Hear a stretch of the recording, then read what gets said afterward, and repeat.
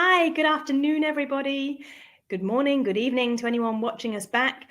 I'm excited today to be here with another of my friends and fellow coaches, Michelle Ann. Michelle is a Master Executive Neuro Coach and helps people achieve their goals through neuroscience and helping them along their way with also Eastern philosophy, which she's bringing these two together. And this is something I find super exciting.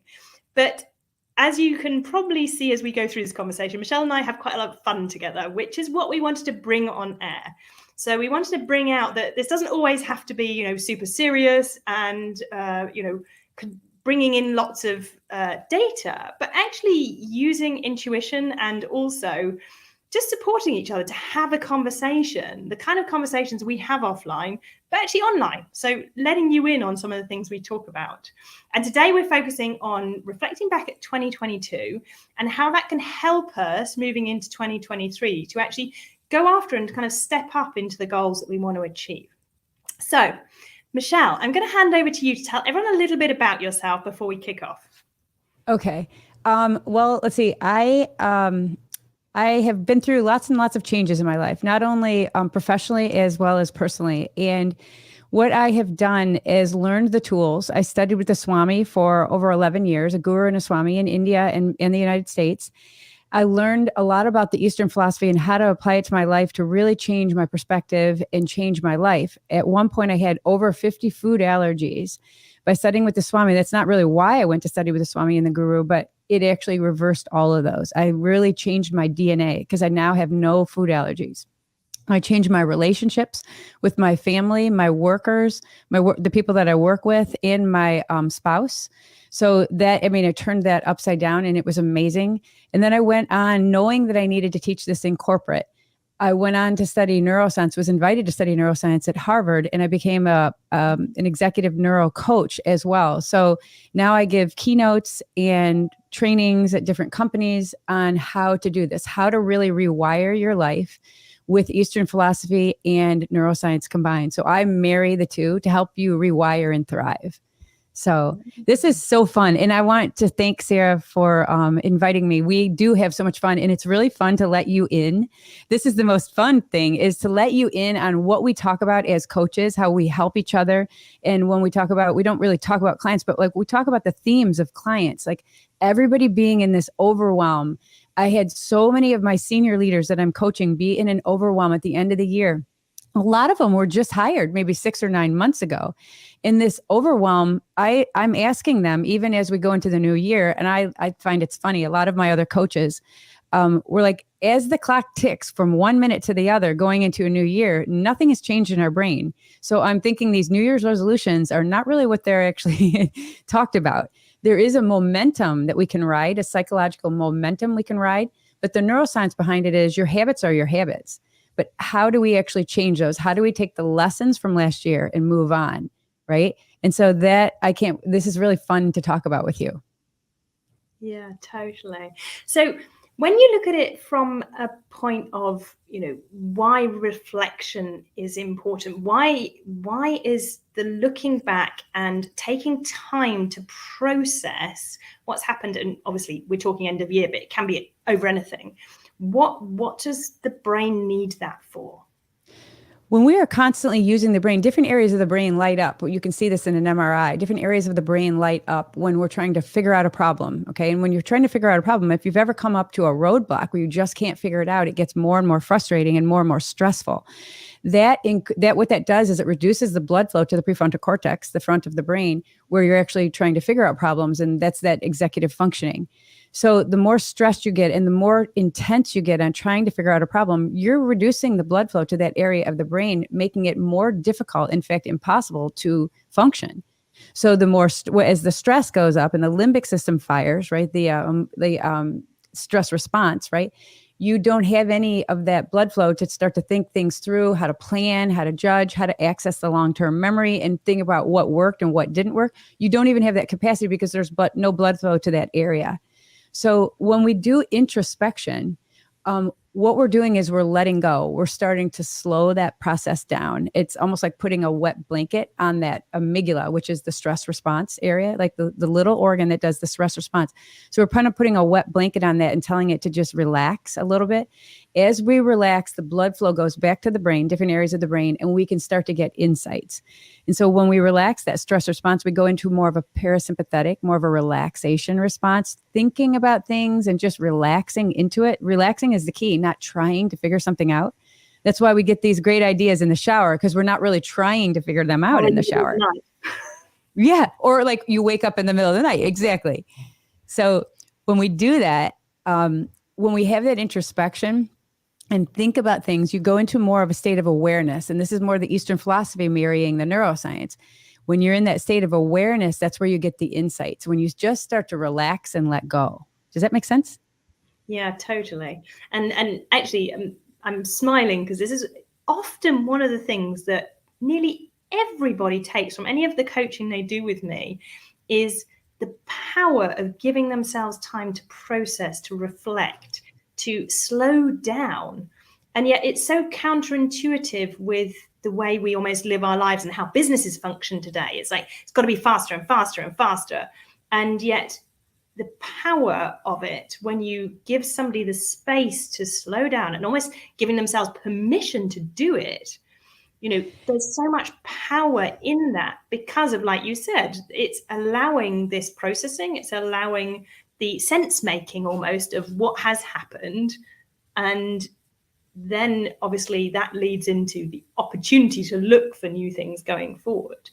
But what are the best ways in your view as to how to create, or how to almost, what have you tried? What gives people permission to do this? It's funny because I just came back from a mastermind over the weekend with other coaches and keynote speakers around the world. And what we did the same thing. We did this together, and we were calling our each other out on all of our bullshit, to be quite honest. And some of the people were overwhelmed. And here's what everybody said. So this is a very small mastermind, and people who actually took more time off and said no more often to keynote gigs, different things, right? To whatever there were money-making opportunities, when they said no, they doubled their income.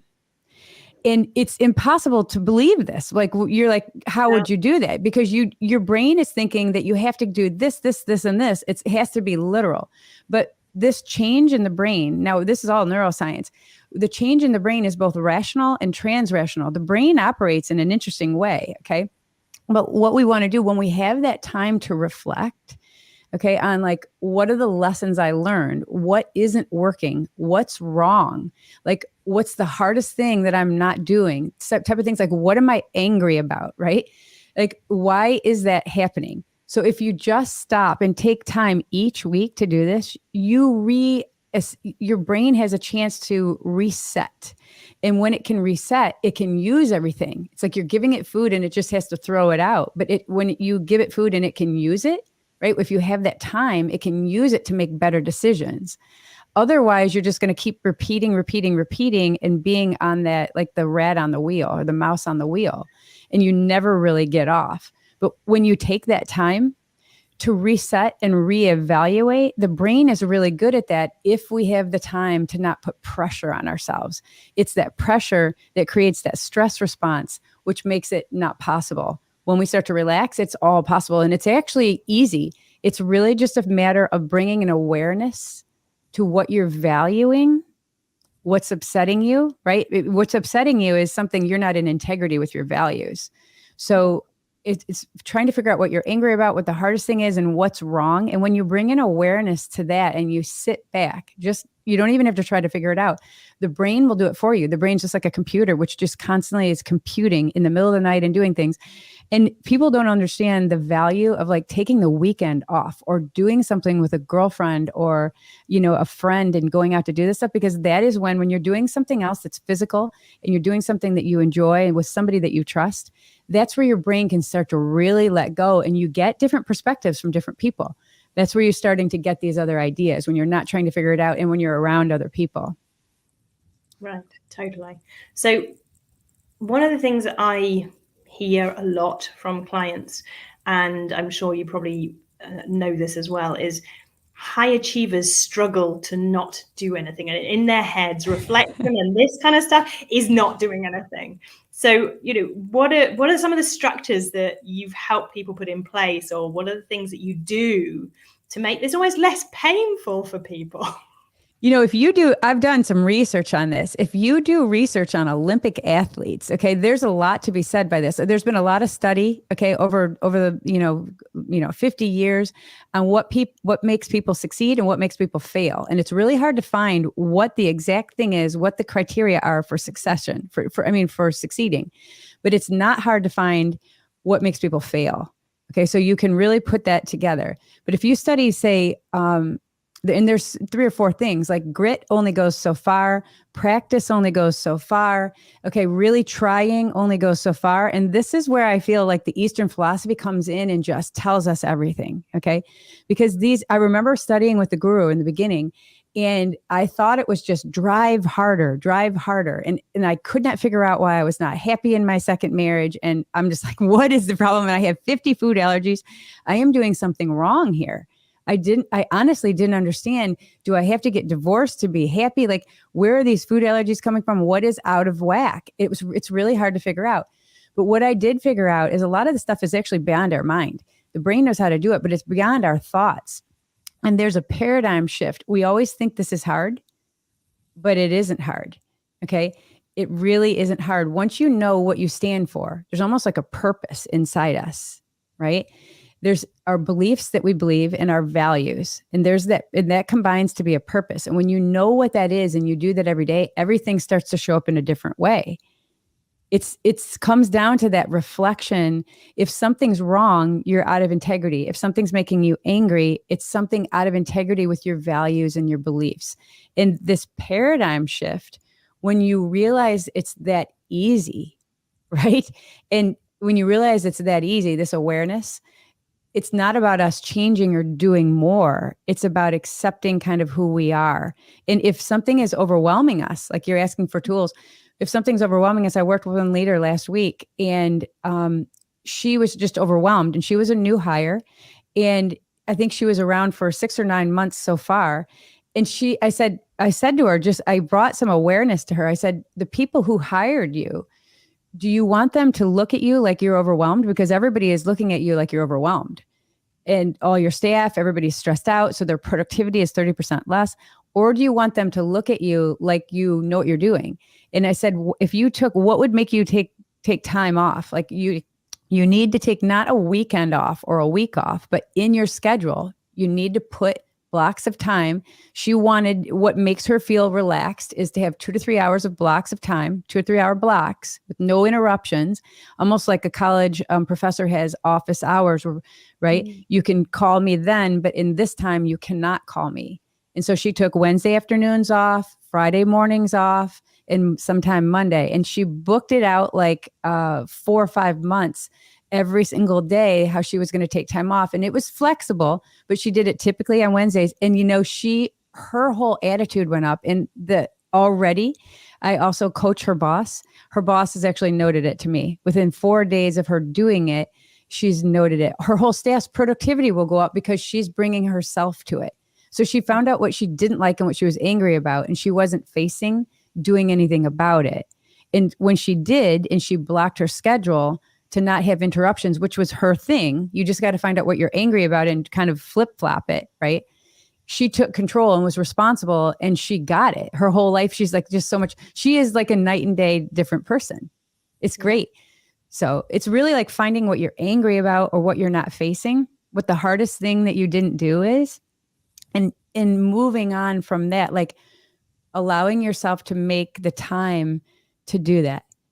Right. Whether it's a relationship, it could be something in your personal life, whether it's a relationship that you're not addressing, whatever it is, if you just bring awareness to that and just even a desire to allow that to be as it is or allow that to change, that alone can start the process. The brain actually, when you really decide something in your gut that you want, the brain starts to wire to get that. We don't have to do anything. That's why it's so easy. As soon as we choose something in our gut that we really want, the brain starts to wire to get it.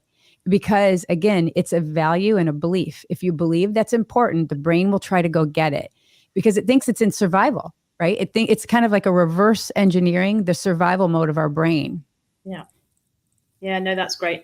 I mean, I often talk around, when you're feeling that discomfort, that's a sign that your values either aren't being honored by you or by your environment. And actually, that's your biggest sign that you need to change. Something needs to change. And it's like, what are you tolerating? How are you going to, what is important to you right now? And recognizing also what was important to me 12 months ago may no longer be relevant. Oh, that's so right. Changed. And this is the bit I think we miss, and certainly business leaders also, I find, really struggle with this. You've got long-term goals and you're heading towards those long-term goals, to actually recognize that, oh, maybe that doesn't excite me anymore. Maybe it doesn't motivate me anymore. Maybe I need to change. Maybe I need to change something within the business. So how do you take the reflection or the ideas that you generate during the downtime, if you want to call it, and, use that to, like we said, reimagine what you want for the new year, for 2023? You are so right, because even myself, and this does not get old. Like what you just said, you are just dead on. Like you hit the nail on the head here, because if you have these ideas that you want to achieve, if they're coming from your head, I mean, like, when you're saying, I think I want to achieve this by the end of the year. If it's not coming from your heart or your gut, I mean, it doesn't have to come from your gut, but it has to come from your heart. You have to feel it. It's got to be embodied. Okay. Yeah, it's got to be meaningful. And because the meaningfulness of it is what's going to intrinsically and extrinsically motivate you. And you need to know how to motivate yourself, because it's only you in this life, right? There's you. I mean, yeah, you go to work, but it's, where do you want to go? How do you want to show up at work? What do you want to do with that? So you are so right with this. If you don't feel motivated, you have to sit down and reevaluate. And it's not at the beginning of the year. When I had at the end of the year, I thought I was doing a lot of thinking and introspection on what I had accomplished. And I was perplexed that I had accomplished every one of my goals. I had doubled my income. And then I wanted to double it again. And before the end of the year, I got a contract where I was going to do that. So I was like, wow, I really killed it. But what do I want to do next? And it's taken me several weeks. So first thing, we got to recognize that it doesn't just happen in a day. I don't sit down with a pad of paper and write it down. It's taken me several weeks. So one of my goals for this year is social media. I really want to give these tools on social media. I want to explode on social media, start to help people with these tools and give them really value-driven, genuine tools that work, right? So that's one of mine. And I can feel that because it's not going away. That's a really big thing. So when I put that out there, it's not going away. Another thing I want to do personally is I want to be on a big stage. I want to do the TED Talk. I want to do something like this. And it's driving me. Like there's almost a sense inside me that I want that. And I'm not sure why I want it, but I just want it. It doesn't have to make sense. This is one of the things you need. It's rational and transrational. So it's both. And so, but you have to embody it. Now that is exciting me. Right. So the mastermind I went to over the weekend was about doing a keynote. But guess what? I went and I had so much resistance. I'm like, do I even want to do this? I don't know how to do this. But I was like, yes. And I was getting called out on my bullshit over the weekend. And I was like, woo, is this really what I want? And I kept waking up, and there's not all of the being called out on my bullshit. None of it actually changed my desire and my drive to keep doing that. Right. And so this is when I recognize that, I'm just going to interrupt you, because this is just the best bit is like, we as coaches, we need this support for ourselves. We don't see, what is going on for us. Somebody else can see it much better for us. And so even as coaches, we've all got coaches. We've all got people calling us out, as Michelle said. However much we can see it for other people, and this is our job, it doesn't mean we can do it for ourselves. You're right. So, You're so right. Go ahead. No, I was just saying, so there's no shame in asking for help with this. It is something that's actually, unless you know how to do it and you can create structures and ways to support yourself to do it. And like Michelle said, find the way that works for you, because it's different for each of us. Then it can be really difficult to just say, like you say, sit down with a piece of paper, write it out. Some people, this just doesn't work for. I've got one of my clients who her thinking brain, or the way she speaks, is so fast that if she was to write it down, she's lost her train of thought. She's lost that like stream of consciousness. So we're having to find other tools to help her do this in a way where she can run at that speed and then go back and actually like now listen to it, reflect, what does that actually mean? So it is different for everybody. So I just wanted to bring that up because I love what Michelle was saying, that this is part of what we're trying to share openly online, is how we do it as well. We're leaders, we're being the change that we want to see in the world, but that doesn't mean we've got all the answers for every single thing for ourselves. We're on that journey too. It's important what you said is like, this is a process. Like it's a process. And for your client who is going really quickly, she needs somebody to listen to her. So when I was at the mastermind, people were listening to me and I was able to say everything, whether it was with tears or without tears or whatever, all the lessons that I've learned and all the things that I went through last year, I was saying all that stuff. And when I felt really heard, well, I could then process and let it go and move on. That's such a big gift of a coach or, somebody who knows how to lead you through it. It's such a big gift because they can hear it and they can pull out certain things and step you in the right direction to move forward instead of wallowing in that and thinking about that. You're giving a coach your stuff in confidentiality and honesty, right? And in trust. And the coach then works with you to pull out how we can move forward. What were the lessons? What do you want to do? And then use and suggest or come up with tools to take you forward. So, so, so important. And it's not hard. It's just having that coach, having somebody to talk to, right? To really trust them. It's actually easy. And then you come up, the steps if you're just heard. If you're heard, you can start to come up. A coach can help you, ask you what the steps are to kind of stretch you, to get you what you believe in, to what you really believe you can do. You can come up with the micro steps or big macro steps, but the coach helps you along the way get to what you believe you can do or who you are. And it's really nice, that accountability of a coach. I mean, I think that having a coach helps me stay accountable. It really excites me because it pulls something out of me, because it makes me say what I believe in. It makes me know who I am. And it makes me, when I have to say it out loud, it makes me question it, but know it and really believe it, right? I have these feelings, but even writing them on a piece of paper, sometimes it's not quite good enough. If I'm telling somebody like you, or even on this live, what my steps are, it feels exciting to me. And then I'm almost vetting it with you. And when I vet it and it feels right, then I'm just like, yes, I'm going to go do it. But if you have it in your head, it's really hard to do. Even if you write it down and you don't vet it with somebody, it's hard to actually get that done because you're not sure. When you vet it, you can feel it. Do I feel excited about that or not? Or am I kind of pushing myself down? So this is a process. And it has to be like, in my opinion, the Eastern Western philosophy and the neuroscience, they go together because you have to feel it. That's the Eastern Western. You have to feel it. It's your value system. It's who you are. It's like your purpose, what you stand for. And if I ask people what they stand for, they cannot tell me. No. But when I'm listening to them, I can kind of mimic it. Yeah, I can mimic it back. I can pick out things they're consistently talking about and give that back. And then they're really excited, right? And then they know what is aligned with them. So then they know what they stand for and they can keep moving towards it. It's a beautiful process.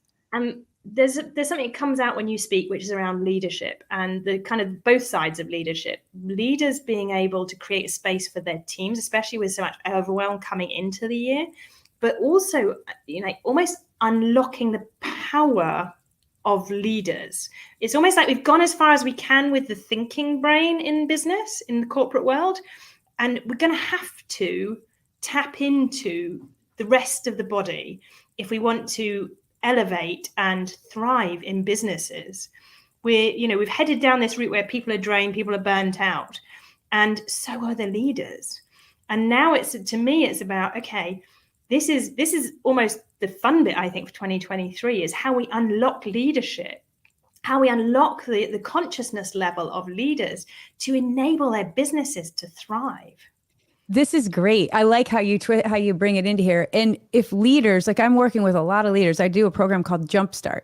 And it's how to get these new leaders, because there's been a lot of succession, right? How to get the new leaders because they're very overwhelmed. First of all, they have to lead in a brand new environment, this hybrid environment. People don't know how to do this. And they don't have the skill set because a lot of people took all the knowledge with them when they left. Okay, these older leaders who quit. and are retired. So how are we getting them up to speed? They seem overwhelmed. How are they going to get out of that? And because neuroscience will show people mimic a leader. People mimic a leader, especially in times of uncertainty. And with everything happening in the economy and everything, how the world is, people really mimicking a leader. So my goal is to have people start to enjoy their lives. Okay. Yeah. Manage them and really thrive. But it's gotta be an attitude of enjoyment. Like if my leader is at work and they're enjoying their life and they are enjoying the outside life and the inside life, because as we just spoke of earlier, we all have to go take our kids to the dentist, and then we come back and we have to get on a live call, or we have to, get on a Zoom, and then we have to do something else. So our days now, it's not about work-life balance. It's just about enjoyment of our life and making this work, because we're all stretched. We need to set really good boundaries, but we also need to have this a warmth and an excellence about us. Like there's got to be some kind of empathy, because we need that going forward, right? And these leaders need to start enjoying their lives, because that's going to go through the entire organization. And it makes me feel really good when my leader's enjoying their life and they're happy. It makes me want to be around them. That's what I'm trying to build in there. I think that's amazing. I agree. We need to bring more fun back into our lives. It's almost like we've become too serious in the last, 10 years. And we need to help people, like you say, create a life balance that works for them, that works for their situation. And for whatever that situation is, it might be different in 2 years. But creating something where they design their life so that they can thrive, so they can have fun, so that they're doing something they're passionate about. I always go back to the stats for the latest Gallup stats at 21% engagement globally. And it's like, what a waste of human potential that we've only got 20% of people engaged globally. Imagine we can get that to 60%. Imagine that, the positive impact we can make in the world when we get it to that. And that's really what drives me in this, is like, you can redesign anything you want in your life. Yeah, I'm giving you a high five on that. This designing your life is really a thing, because as you said, this is the standard. You wake up and you look at your day, what you have to do. And are you excited about it or not? First of all.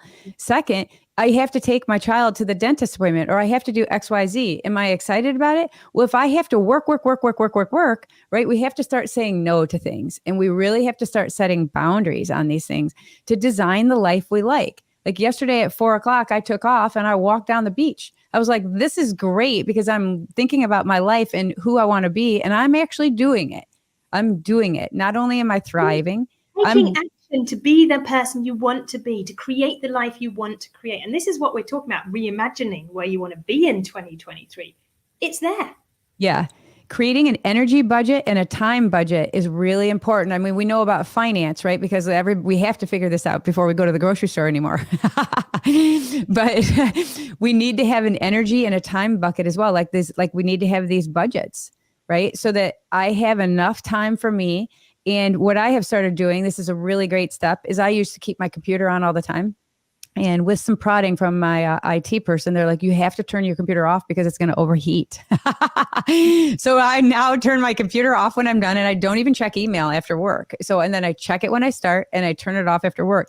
That's helping me set this energy in this time that I'm going to work when I'm working and I'm not going to work when I'm not.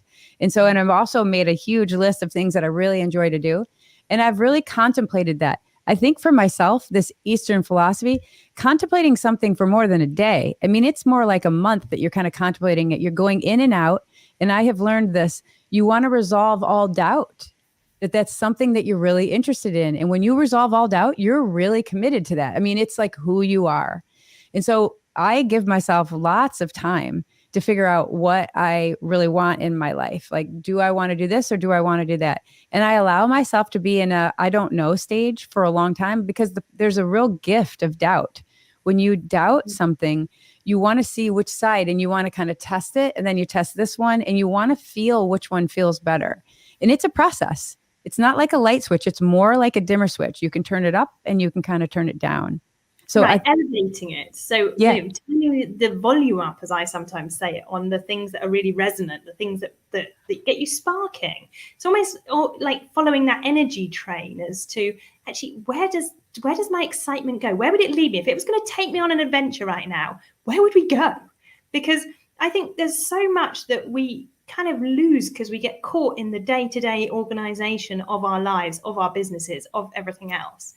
And like you said, we've lost the fun somewhere. So think of if you I like what you said. Think of if you were driving your life by what gives you excitement. Yeah, we have to go to work, but if you did what gave you enjoyment for so many hours a day, when you came to work, you'd be a different person. You'd have that engagement. You'd be happier when you showed up on a conversation on a Zoom call, and then you knew you had blocked time. If you blocked time that you get to do that every day or something fun every day to go explore and adventure and do something new, that's the life that we want to start creating, with more boundaries, where we know we have to take somebody to the doctor in the middle of the day, and then we come back and we definitely get to have a break at lunch. We definitely get to do what we want, where we're designing it. This is my philosophy, is to design the life you want and sit back and really think about it, test it, vet it, keep trying to decide. And you know what? It's one of the points that you said, I think, is just like that. You nailed it on this. You have to keep going back. I remember somebody asked me about my life after I started studying with that guru. 2 years after I started studying with them, and I was actually telling them my old story. Oh, my relationship is horrible, blah, blah, blah, blah, blah. And then I had to go back to that person and say, wait a minute. I want to update that. My relationship is fantastic. I didn't update my operating system. I yes. feel like I had to realize, wait, my relationship is great. My whole life is great. I just told you what I was thinking 2 years ago. I didn't give myself a chance to reevaluate and update. Wow, my life is freaking fantastic. This is good. Give yourself a chance to update. It's a constant process. Yeah, and giving ourselves time to appreciate how far we've come, because we are making a change. But, the more consequent the change is, aligned to your values, aligned to your purpose, the more fun we're going to have innately. You'll be more motivated to do it. But you know what? I find these kind of conversations a hell of a lot of fun. So I have learned a lot today. Again, I love the fact that when I come online, I'm always here and I'm curious to hear other people's ideas and other people's examples, because we as coaches, we've got our own ideas, but actually we can co-create, we can collaborate in terms of sharing and elevating each other. And that's actually the power of being able to have diversity.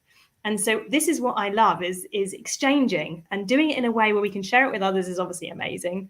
But Michelle, Anne, thank you so much for coming on today and sharing all of this with us. I'm sure you and I are going to do another live at some point soon, and I'm really looking forward to it. Yeah, I am too. So thank you so much. And the whole, to summarize everything, I don't think it's really even about change. It's about letting go of who you're not and just being who you are, being more and more and more aligned with what your values are. It's more about letting go and just being okay with this. Yeah. So thank you. I would love to do more lives with you. And it's just exciting to share all this information together. So. Yeah, totally. So if any of you don't know how to do this, you're struggling to do this yourself, obviously you can reach out to Michelle and myself. I've actually got a webinar tomorrow, which is called Thank You 2022 and Hello 2023, to actually try and help you through this process. It was not planned that Michelle and I did this the day before, but it works really nicely. So do come along and yeah, take away something to help you thrive in 2023. Take care. See you soon. Bye. Bye.